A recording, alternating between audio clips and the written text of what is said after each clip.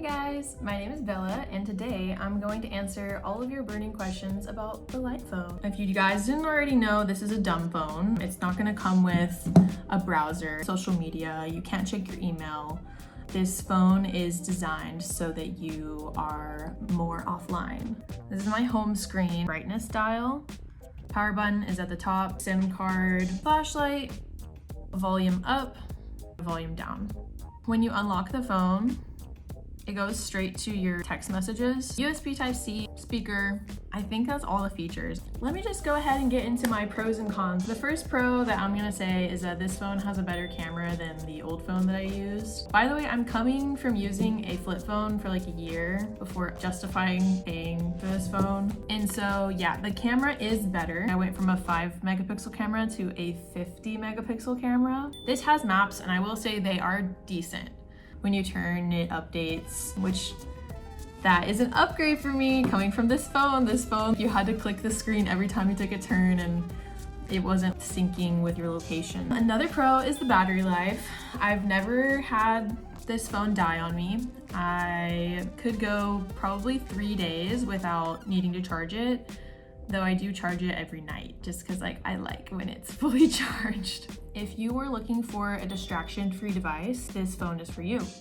There's not really much you can do on it. I actually think there's even less that you can do than my flip phone. This phone has a game on it. This phone has no games. And that's fine, I knew that. But it'd be cool if there's a single game or something. The only things that you can do when you're bored and out and about and you have this phone, it's sometimes I'll scroll through my pictures to have something to look at. And I guess you could go through your notes. I don't really like using the notes on here. A pro, of course, is the touch screen. I'm coming from a phone with no touch screen, only buttons. Yeah, a touchscreen was the huge game changer for me personally. Another pro is that you can email links to yourself. So if someone were to text me a link, this happened all the time when I had this phone, people would text me links and I say, could you please email that to me so I can open that? You can also have it on default where anytime somebody texts you a photo or a link, it just goes straight to your email. You can sync your calendar with this phone, whether you use the Google Calendar or the Apple Calendar, or maybe a different calendar. Contacts, that's a pro, is that I could upload all my contacts as well. That was really convenient. I had to put in contacts manually on this phone and that was a little annoying. A big pro for this phone is exporting photos. So this phone killed me with exporting photos. It was so hard to get pictures off here. I know what you might be thinking. Why are you even taking pictures on it in the first place? Because they're not that good. But the thing is, I like my little 5 megapixel pictures, okay? And it was really hard to get them off. I'd have to email myself them and it would take me hours, honestly. Nobody has time for that. It's 2025. So yeah, that's been really convenient and I'll put some pictures on the screen so you can see what they look like. I think that they are decent. They aren't amazing. I think that's it for the pros for me. So let's get into the con. As you all may know, this phone costs $700 right now. I pre-ordered it when it was $500. It was still a lot of money to be dropping on a dumb phone. But when you think about your $1,000 iPhone, it's still only half at that point, so girl math. If you want a screen protector, and if you want a case, that's $15 each. And then there's taxes, that's $60. The current day math, it is $800 to get the phone. It's a lot of money to be spending on a phone that doesn't really do that many things. For me, it was worth it to purchase it and see for myself if I liked it. And also, that's a pre-order. So right now they're saying ship by November. I believe it, though when I ordered this phone, it said it would come in February to March. It didn't come in until July. But that was also because of tariffs and they had to move their production facility, so I understand. It just made the anticipation even more. I was very happy the day it finally arrived because it felt like it would never come in. I have occasional connection problems on the phone, just people not being able to hear me. And when I say occasional, like pretty rare, but it's definitely happened a few times. So I think that it's my phone and not their phones, because everybody else's phone is an iPhone and usually they don't have problems with that. I've also had a few people tell me they can't send me a group text. They're having problems making a group thread with me in it. It's just a little annoying. You can record a voice memo on here, but you can't text it to someone. I just want to be able to send like an audio message. What you could do is save it, and then I think you can email it to yourself or just have it on the device. Texting on this phone is annoying. I thought that I would be not annoyed coming from this phone where I had to type every single thing out. I thought that the touchscreen would make everything go away, you know? But that's just not true. It's not as fast as an iPhone, like, I don't know, like, it's not gonna be as fast. But the thing is, I was really excited for speech to text.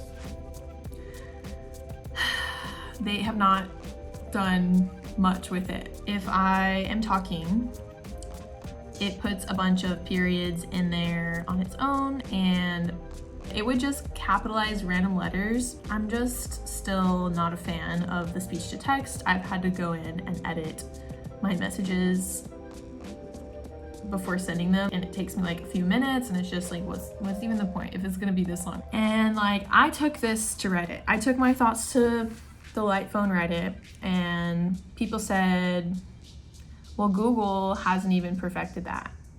And I don't know, I've never used a Google phone, but the Apple speech to text, it's pretty accurate based on what I'm saying. Whatever, no big deal.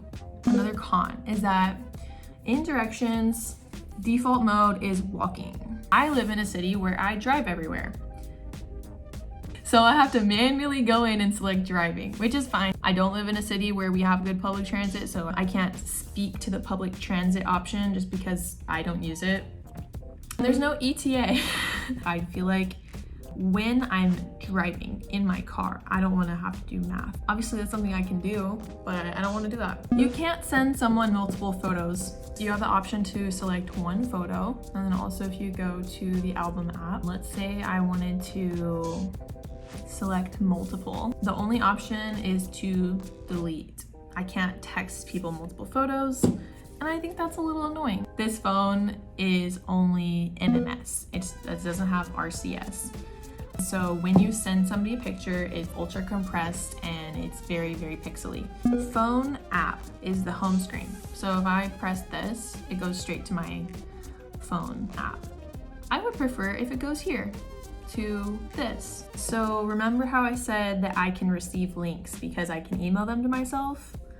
Well, I think it would be really nice if I could send people links too. Like, if I want to send somebody a link, I have to go through a third party. Either email it to them, Discord it to them, WhatsApp. Those are like my options personally because I don't have other apps. So I can't really send people links, but it has the capability to send links from this phone to my email, but I can't send links from my email to this phone. This is a small ask, but I think it's frustrating that the volume scale, I have to press it a bunch of times. You can't just hold it down for it to go down. I had to press it like 6 times in order for it to be on silent. I wish that there was more emojis. These are your emojis. I wish you could customize them.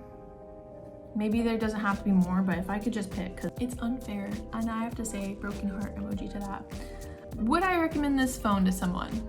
It depends. It depends on what you're looking for in a dumb phone. I think this was a really fun phone to try. I think it was easier to use.